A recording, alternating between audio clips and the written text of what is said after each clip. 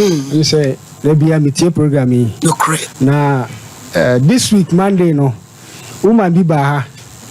na kwese mabeto SOMPA enim na meeting program no smo the same program edam so a ha me pa na me se adaroma mabeto manim na maboa me o ya lecho mpacho me nyare etwayo David and they dra na jo a baby di waku mpacho David na ne dey how na da so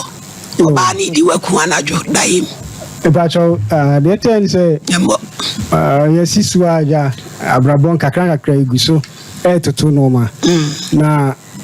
ye juma akwani abane afrisane sa juba bia no ma enkoyi ba na ma bienya si no ma bebre so enti 2019 mo no na menya akwanya 2 kwan ko one of Arabian countries so amekwe ma start ye juma bibia ekoyi kama ma beto asase ma start si dan 6 bedrooms bibia ekoso ben mu kakra no so me hwe me maame me hwe me nuanom ketwa because efie nye timi na ase yankopon bi kwan a eje tototo no man kakra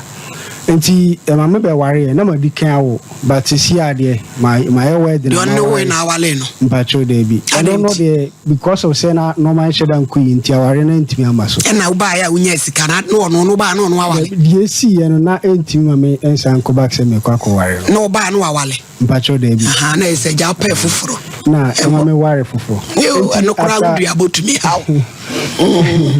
after our energy no I say ayegusu etoto no ma bat mitie the way sofo ne yimutimi kasafa spiritual marriage na ade na the was spiritual marriage no ma si cause one brabo no mitimi say spiritual marriage baby bisa spiritual marriage no papa eno ano no so obabi no obeba beda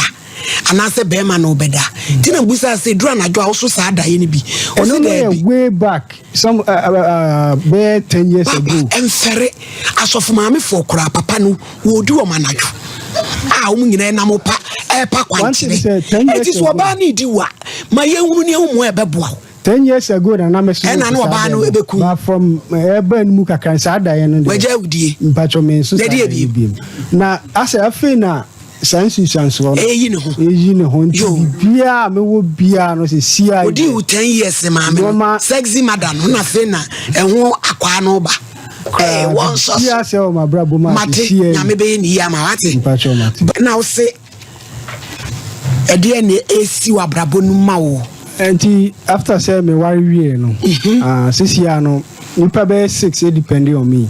say me mama my papa ka baby next month April na 26 years na shapa just me ana me hwe abusia sisi but sisia brabone fa se na mabomu 60 a sisi matiaba 10 bibia say bibia anko bibia ma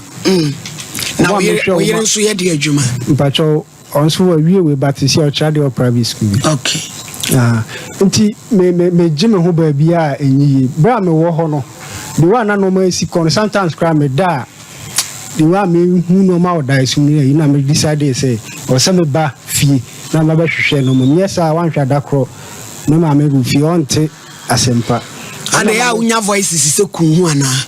oh and me ba fie a ase me jime ho ayenye no sometimes wo ho a me ba adwemu se obi a nipa wotimi to yiska tanwia ye we tiemesi for Canada na afi just tensi describe better than na di onya ya na adwen bi say o bai o ye de adwuma mpacho mi nyanya adwuma bi asisi ti o dan no so asi mimie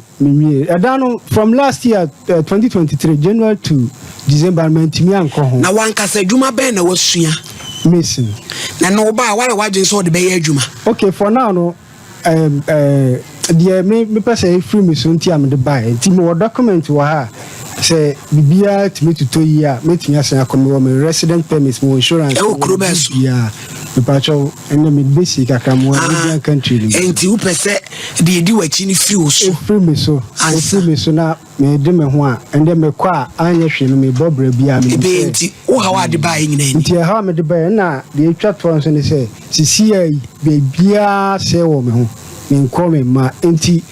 mesia kwa enso mehia adofo mboa kakra metimi asa kopa sesa no adofo mo wase this year no maybe be our but I can't take it time me de ko enti adofo ntwa take it ma sen ko mbeku mi mobile na de wasole ezi wajako me pacho David wa bosofo amane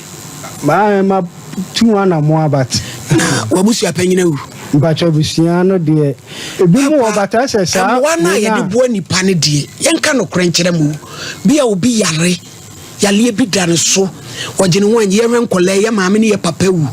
sabi wo yere kira de o private school anya we kro betimi agilom na be ma o soli betenti so se o pemwa so obi ntwa tikiti ma wa enye mpacho minim sa ba sesi no na me ka se nipa bebre dipem maame eko 70 years se sisi ye na me no me pressure kekra bi na so ba ye no adwuma SMS na wo ye no kra wajai utifie se wo pese de be frusu no be frusu me nya twa so afi na manya some feel manta case ni e bombo case enti yem frɛ pa na ye hwɛ mo wo de be boa no spiritually mo frɛ no why hwɛ many have man no crazy de metimi aka kire o say spiritual issues ya wo de abai die ene ye papa sofui nyame ama ne ho tumi obeboa o no ye fro na say me betra ha say me beje mo ama o say di twa tikiti di ama wakwa bruchire de because me yes ade na me no mahwefo ne metiefo ne kura no me mbedi me ho ya onye sa na ye adwuma no abrante kama wo abusua wo kwasore wo ho oden wo yire kira de o si yempe mo ama na fe twa tikiti kwa bruchire eno de mi ntimi nye pa bo anya no pa hello sister et say you adom boko abrante bia ba ye na nasem nyina ne se otu kwan abrochi mem akoye adwuma upesi osi dan ne ma nkoyie oso da ye basa ne nsem ma ne ma nyina ye basa upesi osan akọ na isanse sa ne ma nti opesenka ye boa no na firi wansa no kwa bibi atumi ayi enti ede na aba ya fa ho adaroma we de ya me ya fa ho an se ka me pese ka me sia no okay na me ya adoma Saturday me be Kumasi Saturday ya wo be Kumasi Saturday be Kumasi oh when yesi wanya ti edo number be ma no wi a won fro na ba bi abeba na sia why me pese ka me sia no yo ma di wu no me ya hwe na di ya atu ye da se ense umre